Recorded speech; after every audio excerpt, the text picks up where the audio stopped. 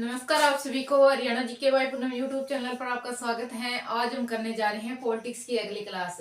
पिछली क्लास में हमने कवर किया था संसद के बारे में। संसद के अंदर हमने क्या पढ़ा था?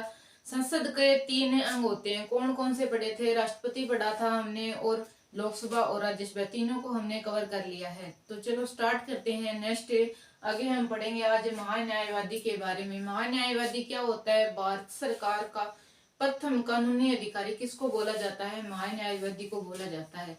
इसका दूसरा नाम क्या रहेगा? अटॉर्नी जनरल के नाम से भी इसको जाना जाता है। हमारा 75वां अनुच्छेद किसके ऊपर था? प्रधानमंत्री के ऊपर था। तो 76वां अनुच्छेद किसके अंतर्गत लेंगे? हमें महान्यायवादी के अंदर लेंगे। तो चलो स्टार्ट करते हैं इस इम्पोर्टेंट पॉइंट को। महान्यायवादी के बारे में हम पढ़ेंगे। इसको और क्या बोला जाता है? अटॉर्नी जनरल के नाम से भी इसको जाना जाता है।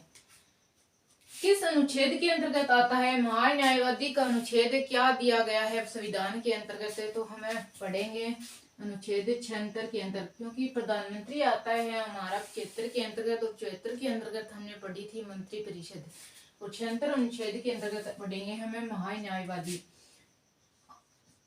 संविधान के अंदर 76 अनुच्छेद के अंतर्गत दिया हुआ था कि देश के अंदर क्या होना चाहिए? एक महान्यायवादी होना चाहिए। क्या होता है महान्यायवादी? कानून का अधिकारी होता है। सरकार को कानून से रिलेटेड जो सलाह वगैरह देनी होती है तो कौन देता है? महान्यायवादी देता है, वही उसके कार्य करता है। तो इसको क्या बोला जाता है? भारत सरकार का प्रथम कानूनी अधिकारी। क्या कहेंगे हम इसको? भारत सरकार का प्रथम कानूनी अधिकारी। हमसे पूछ ले कौन होगा कानूनी अधिकारी, ऐसे क्वेश्चन आएगा, कौन होगा? तो हम टिक करें किसको? महान्यायवादी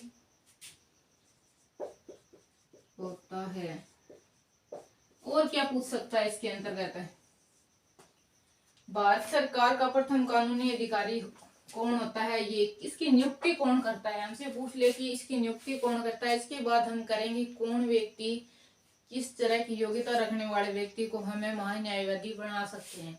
तो इसकी नियुक्ति करता है राष्ट्रपति के द्वारा। इसकी नियुक्ति की जाती है। किसके द्वारा की जाती है? इसकी राष्ट्रपति द्वारा इसकी क्या की जाती है? नियुक्ति की जाती है।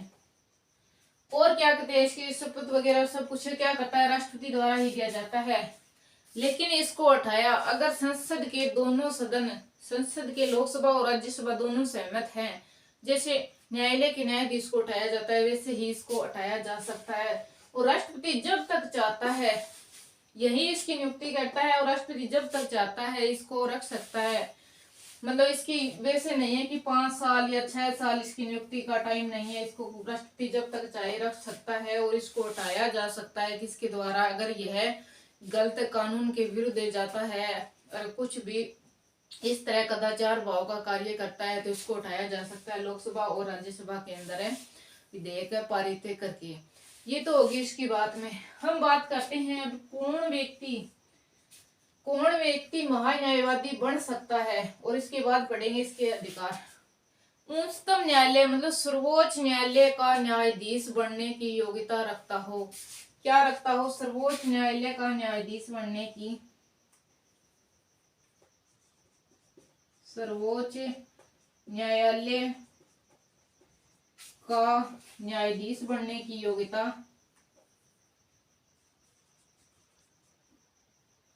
न्यायाधीश बनने की योग्यता रखता हो, उसको हमें क्या बना सकते हैं? महान्यायवादी बना सकते हैं।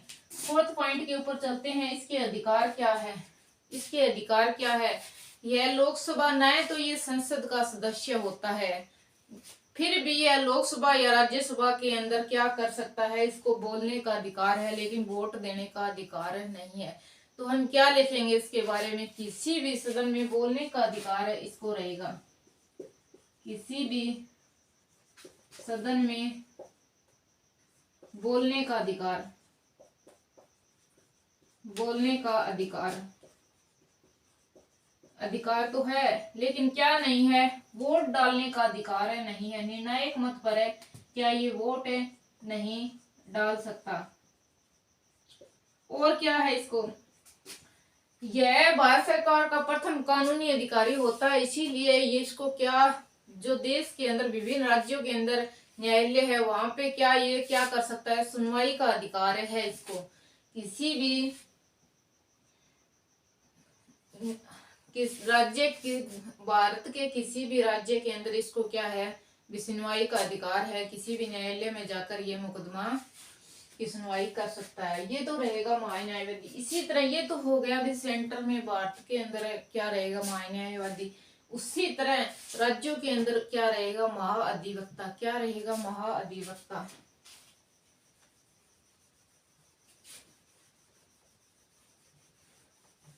और इसके बारे में पूछा जाता है कि वर्तमान में क्यों कौन है, तो जब भी पेपर हो तो हमें याद करके जाना है करंट में कौन है महान्यायवादी, इसके बारे में क्वेश्चन है पूछा जाता है।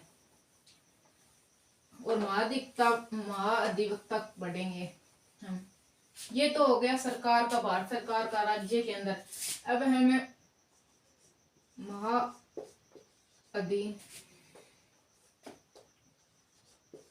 महाअधिवक्ता, वो तो हो गया सेंटर में भारत सरकार के द्वारा नियुक्त किया जाता है। यह क्या है, राज्यपाल के द्वारा, मतलब नियुक्त तो करता है राष्ट्रपति राज्यपाल के आदेश के ऊपर। किसकी, तो राज्यपाल द्वारा इसको नियुक्त किया जाता है। महाअधिवक्ता रहेगा ये।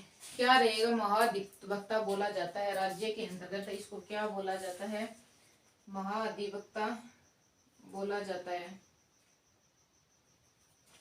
और इसकी नियुक्ति किसके द्वारा की जाती है, इसकी नियुक्ति की जाती है राज्यपाल के द्वारा। तो इसका अनुच्छेद रहेगा 165। 165 कैसे याद रखें, अगर हमें याद है छंतर वाला, तो छंतर के अंदर क्या जोड़ दें, 89 जोड़ दो, क्या बन जाएगा 65। इसी तरह से ही हमने लोकसभा और राज्यसभा को पढ़ा था। जैसे लोकसभा सेंटर के अंदर है और विधानसभा राज्यों के अंदर है, उसके अंदर भी 89 जोड़ देंगे तो क्या बन जाएगा, विधानसभा का अनुच्छेद आ जाएगा। उसी तरह से राज्यसभा का है, उसमें भी 89 जोड़ देंगे तो क्या आ जाएगा, विधान परिषद का आ जाएगा। वो हम आगे पढ़ेंगे, उसको पढ़ेंगे तभी। तो इस तरह से महाअधिवक्ता का अनुच्छेद रहेगा 165 अनुच्छेद के अंतर्गत क्या होगा, देश के राज्य के अंदर महाअधिवक्ता होगा। इसकी नियुक्ति कौन करता है, इसकी नियुक्ति करता है राज्यपाल के द्वारा। राज्यपाल के द्वारा इसकी नियुक्ति की जाती है। और वैसे ही राज्यपाल चाहता है तब तक ये क्या कर सकता है, ये अपने पद पर बना रह सकता है।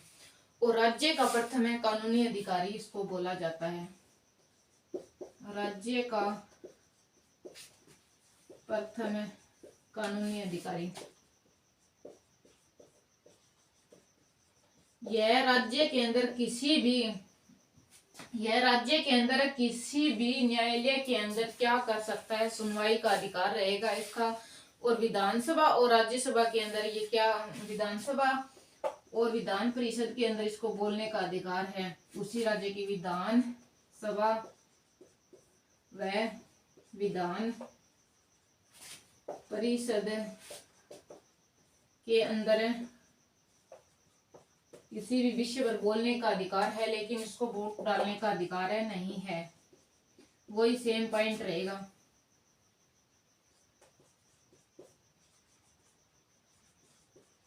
बोलने का अधिकार है पर वोट डालने का नहीं है। वोट डालने का नहीं है। और किसी भी राज्य के किसी भी न्यायालय के अंदर है, ये क्या कर सकता है, सुनवाई का अधिकार है। किसी भी मुकदमे के ऊपर सुनवाई का अधिकार है, इसको होगा। और राज्य के जो भी कानूनी कार्य है ये कौन करेगा, सभी सरकार के कानूनी कार्य महाधिवक्ता द्वारा किया जाएगा। ये रहेगा महाधिवक्ता। और महान्यायवादी हमने पढ़ लिया। तो चलो नेक्स्ट वीडियो में पढ़ते हैं आगे। थैंक यू, मिलते हैं नेक्स्ट वीडियो में। बाय। वीडियो अच्छी लगे तो लाइक करना, शेयर करना। थैंक्स।